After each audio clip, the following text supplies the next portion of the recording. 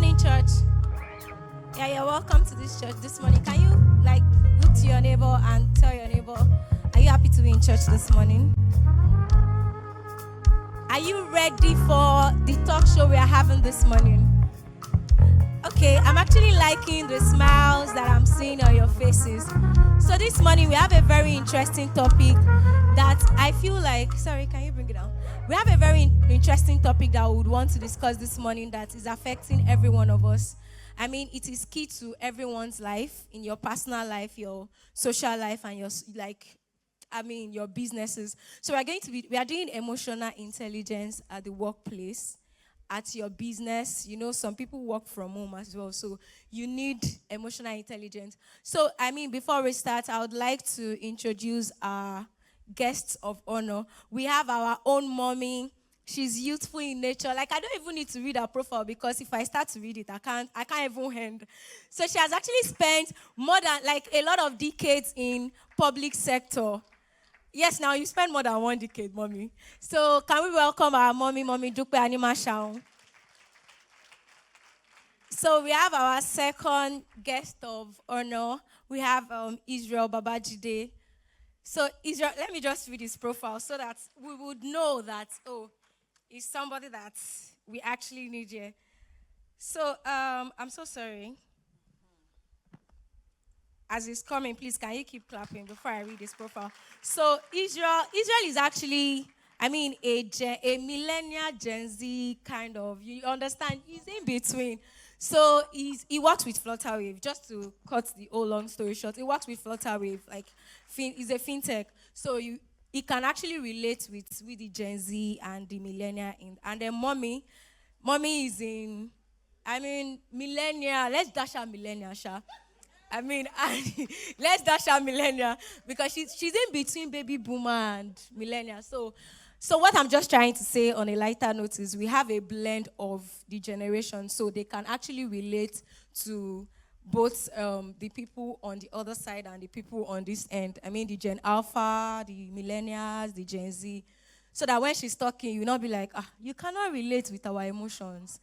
At least when he's talking, he can relate with your emotions. And when she's talking, she can relate with the mommy's emotions. So, no, okay, I'm sorry. She can relate with the mommy's. I didn't mean it like that. So, you would have been hearing what is emotional intelligence. Just to, a brief, emotional intelligence is, managing, putting together your emotions, and thinking for other people. You being empathy, empathizing with people. You need to understand that some people are going through a lot. Don't think the world revolves around you. So, it's just trying to checkmate your emotions with the other person's. So that's just basically, in a very simple term, it's just the ability to manage your emotions. So this morning, I'm going to be starting with our mommy. So, Mommy Dupe, your first question this morning is, how do you stay true to your values in a toxic or high-pressure work environment? How do you stay true? Good morning, church. I didn't know the day would come when they'll be introducing me as mommy this and mommy that. I'm so sorry, Sister Dupe. Yeah, we were the youngest in the church at one time. Okwa, you remember? Look at us today. Oh, goodness. So it's a pleasure to be here. I'm happy to be talking about this. It's very interesting because I don't work in a Flutterwave. I work in one of the most traditional establishments that we have in this country, the civil service. So the bureaucracy we're running was handed down from the days of Lord Lugard. So as we met it, so it is. So now and forevermore, amen. But the truth is, life happens to everything. Life happens to everything. We have all manner of people in the workplace. We have the very, very young. I have 2 people who work with me. When they walk in the morning, I say, now the day has started. And they're always fighting like siblings. They are the true Gen Zs. So to the question, toxic environments. I tell the people that I work with, the teams that I work with, that we spend more time in the office than at home. Our waking hours are more in the office. Why do we want to make it toxic? Why don't you want to be happy where you work? Why do you want to come in with your heart in your mouth in the morning? But the truth is, emotional intelligence tells we're not in control of everybody's feelings. What we can control are our own feelings and our own reactions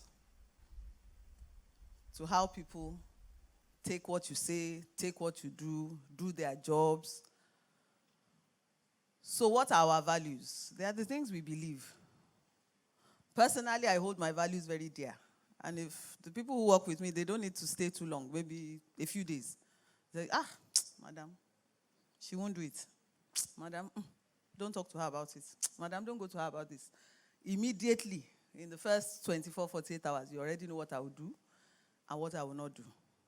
So it doesn't matter the background you are coming from, the kind of odechi you have, the kind of frustration you are carrying. First of all, I like my environment to be happy and warm, so they know. You cannot infect me with your bad mood, foul mood, anger, or frustration. I don't allow it. I don't allow it. And my values are clear. They are just Christian values. Simple as ABC. So the toxicity, I'm the one who diffuses it. If you are genuinely sad, I know. That's the beauty of emotional intelligence and what the Bible calls discernment. So sometimes I come in and I can tell. And they say, how do you know? They call me a witch in my office. Because when they are running home and I'm not in the know, that's the moment I'll stand up and be looking for something. I don't know how it happens. Somebody will be on the staircase. I'm like, Say, I told you you can't get past how. And we have a joke about it. I say, I serve a very big God. So once I catch her, you know I serve a big God. They say, madam. So among them too, they say it. What I like, just like it with me, so that everybody will just be living in peace. And those are our problems. We too, we left our own at home when we came to work. We will pick them up at the gate when we are going home. We don't make them another person's problem. So nobody should think that all of us that are wearing clothes, somebody is devoid of problems. Everybody is managing their own. Let me stop here. Thank you so much, Sister Dupe. All right, so for Israel, my question to you is, have you ever reacted emotionally at work and at the end of the day you regretted it? Like somebody pissed you off or probably work pressure, and then you just acted out of proportion, then at the end of the day you regretted it. And how did you retrace your steps back? Good morning, everyone. Good morning. Morning. I think I'll start by appreciating the pastors for this opportunity to be here to speak.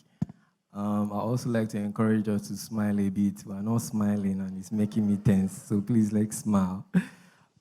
Thank you so much. I think for the question, personally, I haven't had an experience where I have acted maybe out of character or out of control, quote and unquote. I think that's because I've had a strong support system. Like Mommy has said, and I'll explain, as Mommy has said, our emotions are responses, right, to situations. They're like feedback. If someone tells you XYZ, or I like your shirt, you smile because you're happy. That's a response. So in the workplace, you are mixing with people from different places, people from different religions, people from different perspectives of the world. So it is normal that you will get a lot of feedback that probably rubs you the wrong way. So personally for me, I've been able to build out, and I didn't always have this. And I remember when myself and Elizabeth worked at the bank when we started our career in GT Bank, it was hell.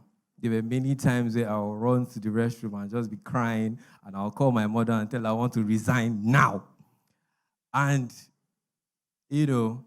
after she has spoken to me, I'll knot my tie back and I'll come out with a smile.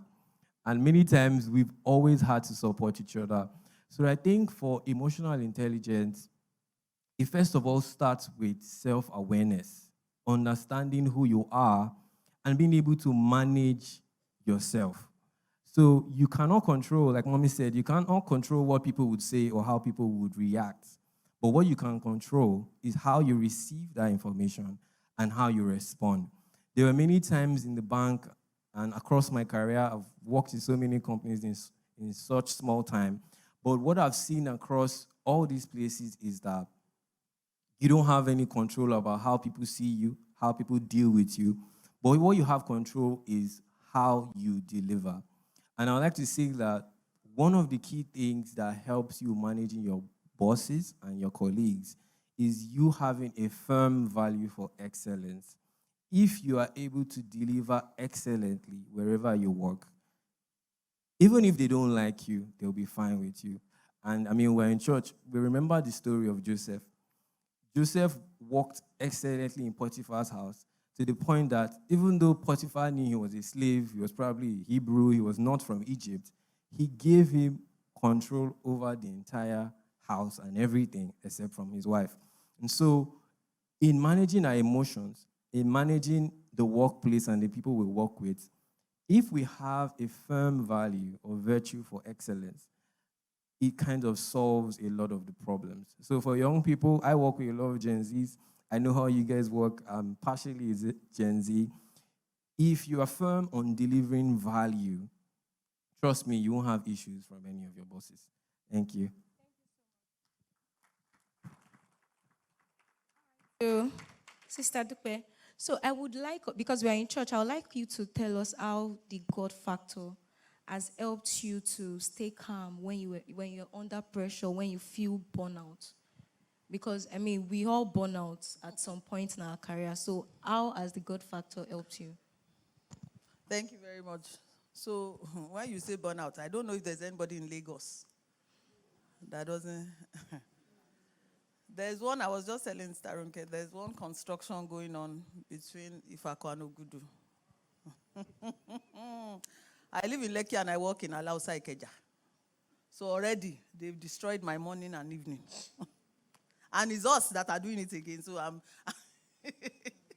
responsible for spoiling the mornings for myself. So already, there's a factor of traffic. That means that when I get to work, maybe I'm already a little bit cranky. Already. Nobody has done anything to me. I'm just sitting, waiting to get there. I'm between home and the office. So burnout is not, I don't think we can escape it. I don't think so. So the God factor for me, the way I deal with it is that there are many things in life, generally, that I've made covenants with myself about. See, when I started to drive in 1999, I covenanted that I was not going to be talking to people on the road, abusing them. And you know what that means in Lagos? I haven't broken my covenant too. In my car, I can be saying, this man must be a retard. What is he doing? But to actually roll down the glass and engage with you, it will never happen. If you now like, you can be the ones in the downfall, abusing me, my family, my generations. I'll just be looking blank. I find that it even pains people more. See her! After all we've said, you cannot go and get driver. They don't know it's because I've covenanted that on this Lagos road, till I see Jesus in glory, I'm not talking to anybody. If you like, shout. If you like, swear. I'll just be looking at you like a fool. It's not that it's not paining me. I've decided I'm not talking. So the same way in the workplace, I've tried to covenant with myself about anger. I feel that anger is punishing myself for your mistake. So somebody in my team has done something wrong. So I'm beating myself over the head. How do I even know that the person is really sorry? Then my own emotions are high. And I tell them all the time, Mama Parayin. Mama Shirayi. They say, hey, Madam, want to kill yourself? I've told you once, I've told you twice, I'll just be looking at you. And the way they work is they don't want to offend me. I like it like that. I don't want Madam to be angry. I don't want that. So that's the rule. Nobody. So the one person is telling the other, don't do it. Oh, I like it. I don't want to react, and they know I don't like reacting. That's the God factor. You know how what anger did to Moses? I see that if you allow anger, it can take you anywhere. It's like mini madness. You will react in ways that they will say it's you that did it. You'll be doubting yourself. So that's the first thing that I held in check. And for me, that's the God factor. I just know that this is not what God wants. I just know that somebody will see me reacting to something and see me in the chapel later and say, is that the madam that was shouting now? And they gave her the microphone. She's carrying Bible.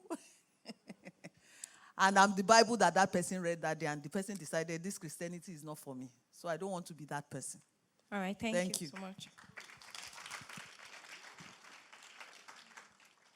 So Israel, you know it's no news that a lot of us in this generation like our opinions heard.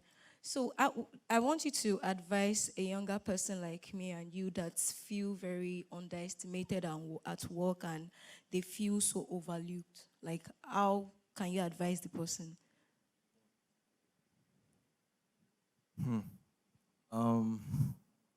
So like you said, I think one of the characteristics of Gen Z is they're very opinionated.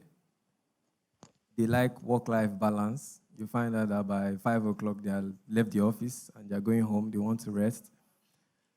And they have a sense of, they like their work to seemingly have some purpose to it. So if it's not meaningful to me, I don't want to work, I'll resign. And so if you find yourself working with people like that, or you're one of them, I think that there's one thing that I found, and I think I spoke about it earlier, that helps you relate with everyone in an organization, and that is value or excellence. You see, if you join an organization as an entry-level staff or the youngest person in the organization, it is normal that they wouldn't expect much from you. But the moment you begin to show value in terms of every task you're given, you do it excellently. Every responsibility you are given, you do it excellently and you do it timely. And they notice that you're very hardworking. You begin to get into their line of sight and they begin to listen to you. What I find is many young people today, the fact is they're quite lazy and they just want things to be handed over to them. But that's not how it works. You have to pay your parts. You have to work. And then as you do the work and as you get the results, you begin to get the recognition from your bosses. And it's so beautiful that this is also in Scripture. The Bible tells us about the story of Ruth. I don't know if we remember the story of Ruth. Ruth just went to the field, Boaz's field, and she started working. And when Boaz came, the laborer said, sir, see this woman, oh, she has been working tirelessly from day one and she hasn't rested. And because of that, she found favor in the eyes of Boaz. That's how it is today. In your place of work, if you feel you are overlooked or you're underestimated, it's because you are not showing up the way the organization wants you to show up. So my advice to anyone, even if you're not working in a company, you're doing a trade, you're running your business, for you to get into the limelight, you need to be excellent at whatever you do. You have to make a commitment to be excellent. You have to deliver value consistently to the point that they cannot but recognize you. So this is the difficult part of working, is the part where you have to put in the work actually. If you do it consistently, I can assure you, you'll get recognized and your voice and your opinions will now be listened to in a better way. Thank you. Thank you. So I have this. Okay, Ma. So I was going to just add to what you said, maybe two things. That so we have a cohort of the very young, very dynamic in our Latif Jakonde Academy. They are different from us completely. So they came one day and naturally they asked me to speak with them. And I said, there's only one thing I'm going to tell you. You cannot come here and make us feel small in our own space. You come to a space, you first of all study it. And not everything about it can be bad. So I said, first of all, you are extremely intelligent. Nobody can take that away from you. Whether you now apply yourselves is a different matter. But if you go to island maternity, where children are being delivered per second, there's a nurse who has been there for 31 years who can close her eyes like this and deliver the most difficult pregnancy. But you've come with a first class in nursing. Do you know that you will pay the price of experience to get to where she is? That mama can deliver children as if she's eating bread. But you have the knowledge. You must pay the price in service. You must gather that experience. You can't escape it. And then you must give honor to the people who have that experience. The second thing I'm going to say, there's a book by Alabi. It's Where Have All the Wicked Mothers Gone? I don't expect Gen Zs to have read it. So in the book, she tells us that the staff she has that are the most diligent, the ones she can close her eyes and rely on to do what they will do, are in their 50s and 60s. And she said, so I have all these super sharp young people, but for some reason, they're not delivering. What we've tried to do with them is we're recognizing that their work ethics are different, and we're encouraging them. They want to work from home. So I have this very smart young guy who does nominations because our system is sort of broken at the moment, and we have to work. I won't give it to a 50-something-year-old to do. I know who can do it, but he won't do it at work. So on Friday when he's going, when he winks at me, when he's sending me the messages at home, he's working on it without interference. Nobody's disturbing him. On Monday, all the work is done. That's how he prefers to work. But I recognize it for him. He will deliver. So it's not about your age. That's not what it is. I'm not going to undermine him. I know what he does well. I know what the others do well. Everybody has a place in time to shine. Let's just put our heart in what we do and do it well. Thank you. Okay, so thank you so much. So I have a follow-up question on what you just discussed now. I see you as a boss that seems to understand all your subordinates. But I can tell you for free that in the environment that we are today, not all bosses understand their subordinates. Because of the fact that this is the way they work, they forget the fact that some people don't exactly work diligently well the way they work. So how do you balance it to know that, okay, for instance, the person that you know that, oh, he said bye-bye, but he's working from home and he's going to deliver. But for some other bosses, they will tell you that, no, you have to do it in the office. This is how it's been done. But the guy can actually stay back in the office and not do anything. So what's your advice to the bosses that we have out there, that how can you advise them on like identifying people's strengths, people's weaknesses, what they love, how they like to work? Thank you very much. Indeed, that is a follow-up question. The truth is, it doesn't come by, you work on it. You must just work on it. You introduced me as being somewhere in between. I think the luck I have, even in my environment, is that I'm not totally like the people I met, even though I'm not the regular Gen Z. So I think that has helped me to relate well with all the generations. So you not mention my name and find one mama angry or one young guy. It's just easy to flow. When I'm with all the mamas, I'm kneeling and standing. Yes, when I'm with the young ones too, we're screaming and talking. And so not all of them. Is it Jesus? It helps you to know that not everybody is like you. That's the first thing you know, and you give yourself peace. Not everybody around me is perfect. They are coming from different environments. In fact, what I do is I give people an allowance for how. I think, is it polygamy that has turned this one into? I see women who were once vibrant. They are talking one. I say, so all sorts of things are happening in the workplace. The fact that we're talking about it nicely here is because it's a discussion. It's actually a very tedious place if you make it a job. The people in your environment are coming from different backgrounds, different experiences. They have different problems. let me tell you, as I was preparing for this today, thinking, what are the questions, what are the questions? I remember that there's somebody that when I walk into the office in the morning, one young man, he greets me, he will continue to chat whether I want to talk or not, and I just give him the time because it's a few minutes in the morning. What will he do to me? And I've known him for a long time. And for 3 or 4 days, I will just pass and he's lost in thought. And he has all sorts of drama. He will kneel, he will stand. So I'm thinking, I passed, he didn't even see me. Day 1. The second day, I tapped him. Good morning, my Oga. He now started the drama. But it wasn't spontaneous. The 3rd day again, he was looking off the balcony and said, what's going on? So I made a mental note to check with him. What's wrong? Something must be wrong. So as I was preparing for this yesterday and I thought about him, that's when I called. I didn't know his number, so I went to the WhatsApp platform for the ministry. He's not in my department. I had to search. I said, before I come on this stage and God will judge me, let me just call him. And when I called him, he said, you said so. You said you would call me. I said, yes. I just remembered. Mabinu. He said, I have accommodation problems. I said, I knew something was wrong. And then my wife wants to go to LASU and this and that. And I said, okay.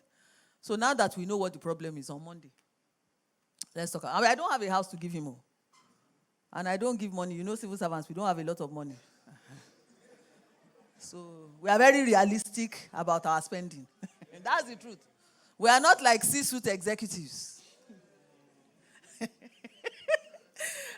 I'm happy that made you laugh. Anyway, the solution is that we also have government quarters. There may be something in his range that is available. You know the effort I will make? I will follow him to the staff housing board. And when they say, hey, madam, why did you come today? Say, this our staff has an issue. It's not your staff, it's our staff. All of us is our staff together. Yeah, let's sit down and look for a solution. And somebody will go the extra mile. And it's possible. And I say, so which area do you want? Say it's not one of those heavy, something like mile 2. I say, let's go there. We will go there together. That's the effort. People want to be seen. They want to be heard. They want to feel like you care. I was telling them this week in the office. What were we doing? I don't know. I go to so many events. That when people go, yes, always talking. When people go over and above for their boss, it's not for their salary. The people who think that everything is money. When people say, that my Oga can die for her, I can die. It's not the money. It's not the 2,000 that. It's the feeling that this is my person. Me and this person. If they save his animals, I will destroy it. I say, am I destroying Joe? Let's be guided, though. But it's not usually about money. People want to be seen. They want to be heard. They want to be understood. They want to feel like they matter to you. That's what it is. Thank you so much. Time is fast spent. So, Israel, you seem to be very, very emotionally centered. And I want to ask you, who did you model your emotions after when you started your career?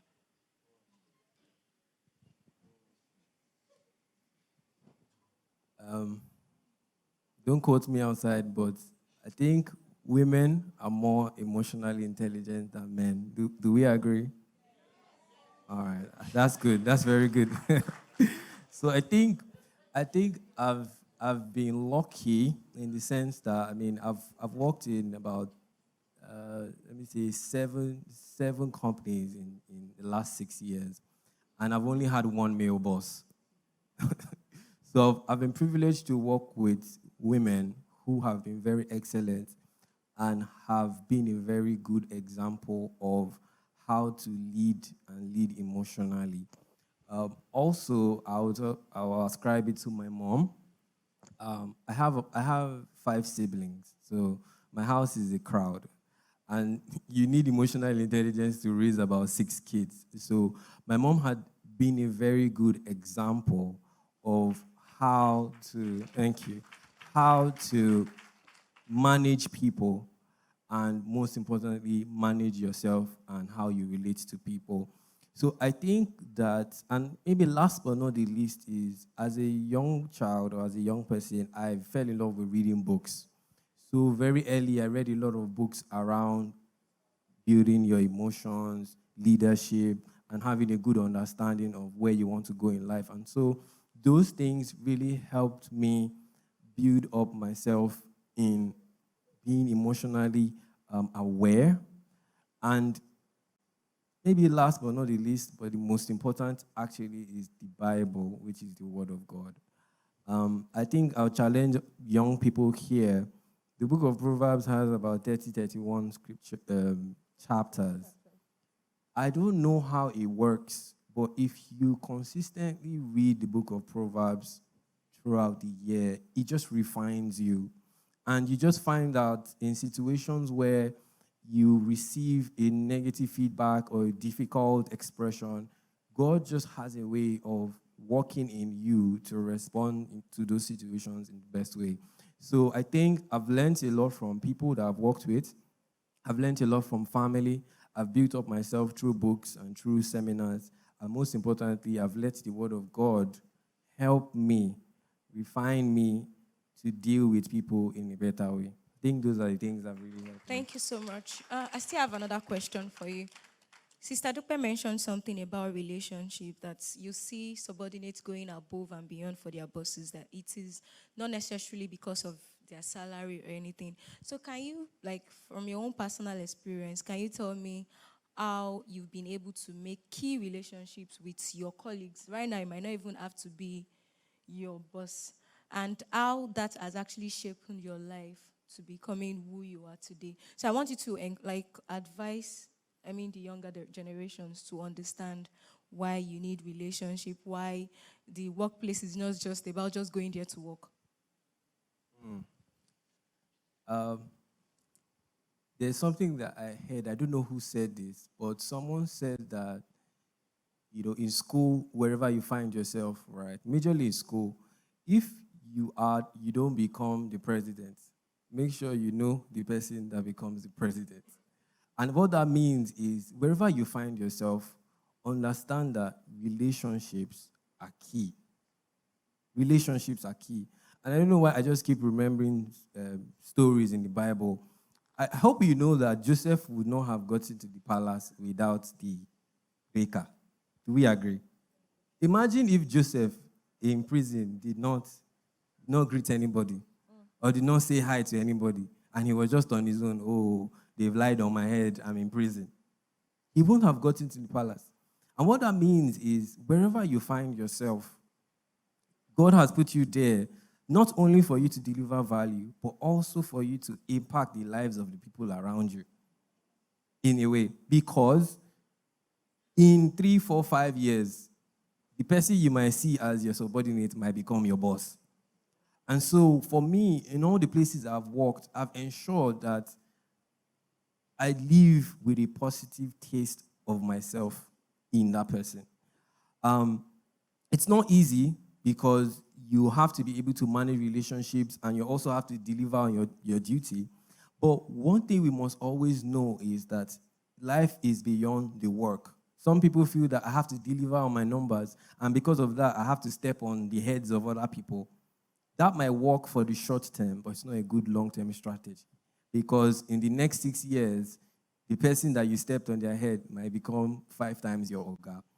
So what I advise young people to do is understand that where you are there for a purpose.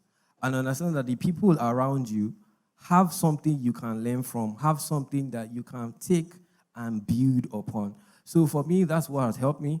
I think everywhere I've been, I've tried to build strong relationships so that when I leave, I can just call back, please, I need XYZ, and the person can help me.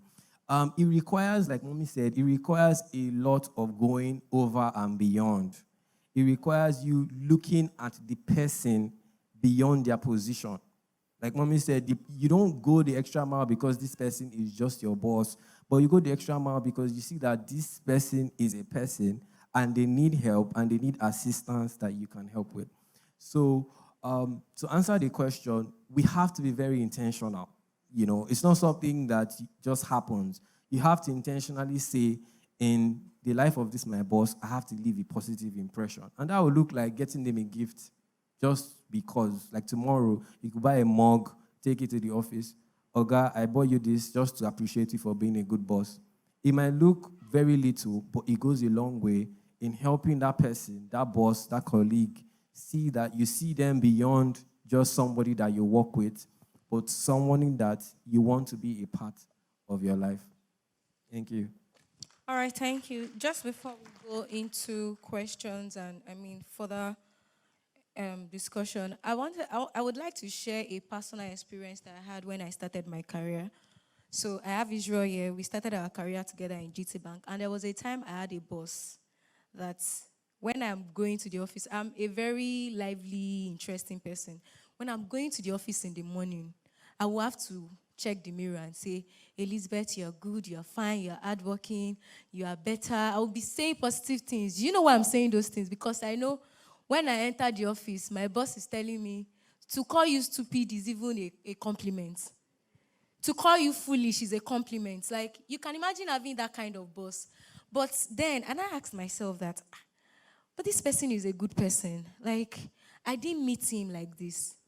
So it happened that the boss he had at that time had, when you talk about bank targets, it can be crazy.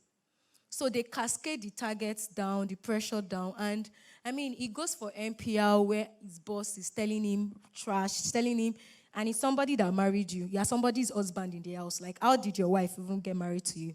So I come back home, like I discussed. So it's so you also need to have very good friends.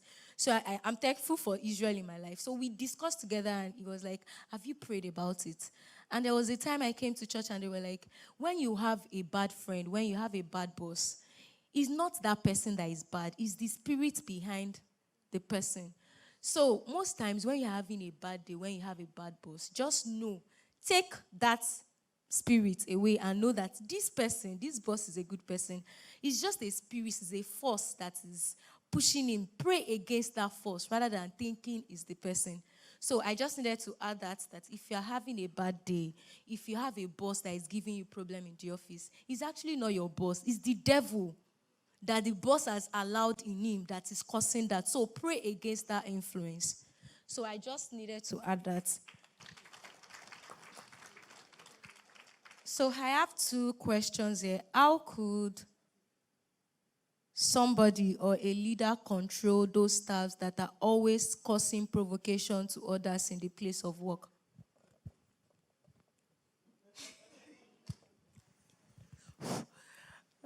When she was looking my way, I was like, why?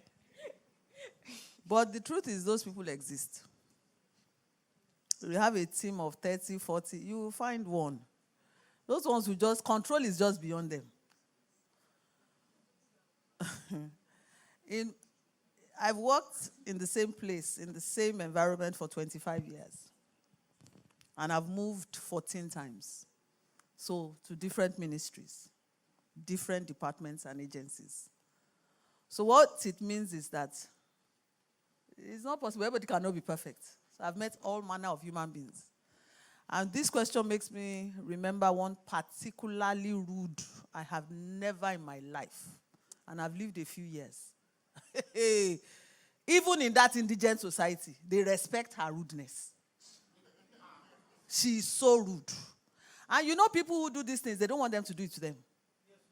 So when I come in the morning, she's fighting with somebody that didn't greet her. I say, hey? So you know people...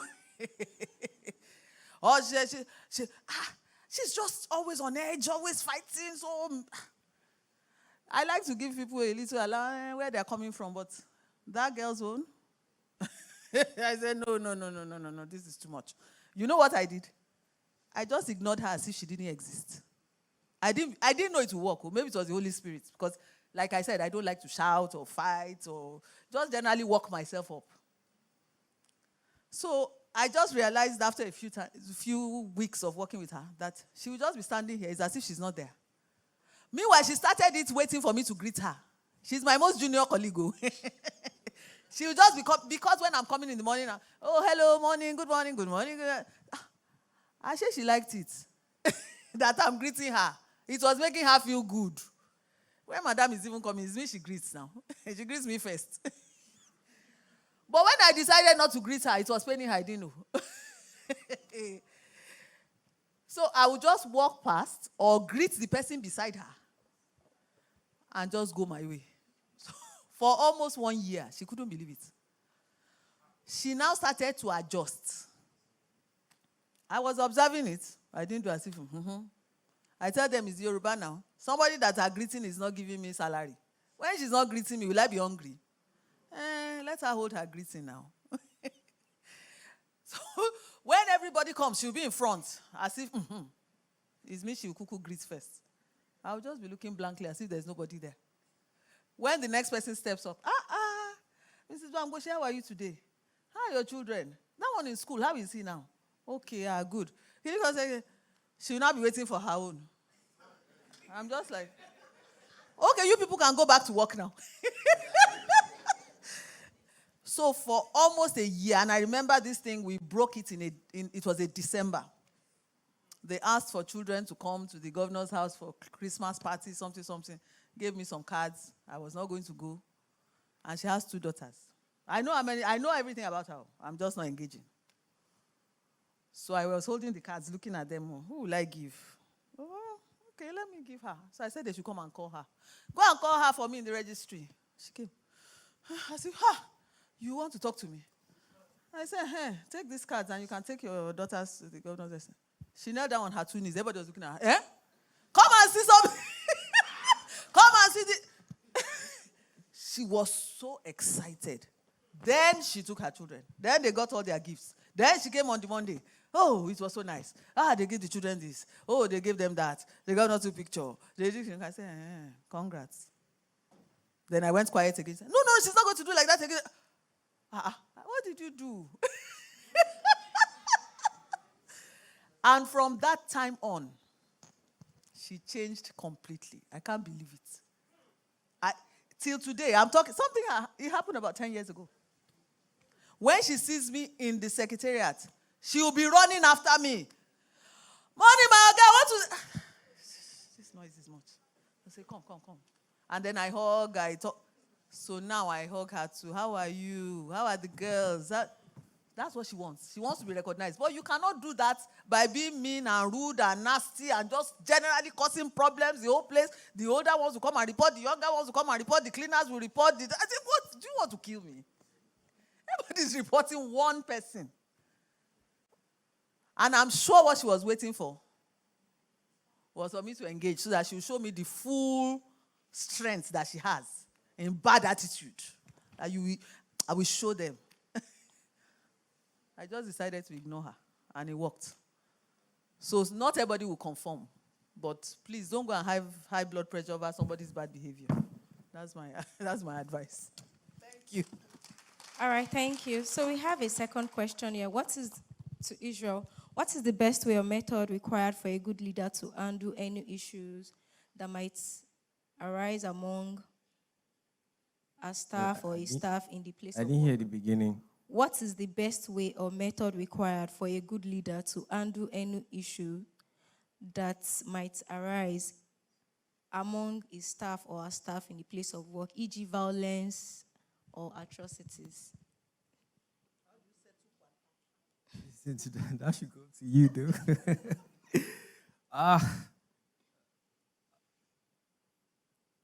The first thing, pray for wisdom. God will give you wisdom on the best way to deal with situations like that. I mean, I think this scenario is very contextual. These sort of things happen in the workplace for various reasons. I've been in situations where colleagues are fighting over funny things like girlfriends, things like that. But, you require wisdom as a leader to lead people. And you're not just leading them for company success, but you're leading them so that they become better people for themselves. So that even in your absence, they are grateful for your presence, if you understand what that means. So in situations like that, I think wisdom is very important. You need to understand the full context as to why this person probably stole, or there was a fight in the office, or there was this incident. I think these are very unique cases. I might not be able to speak about the unique case until I know the full story.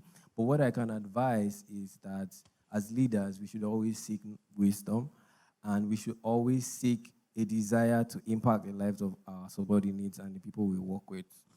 All right, thank you so much, Israel. Thank you, Sister Dupe. If we have enjoyed today's discussion, can you give the guest ministers a round of applause? Yes.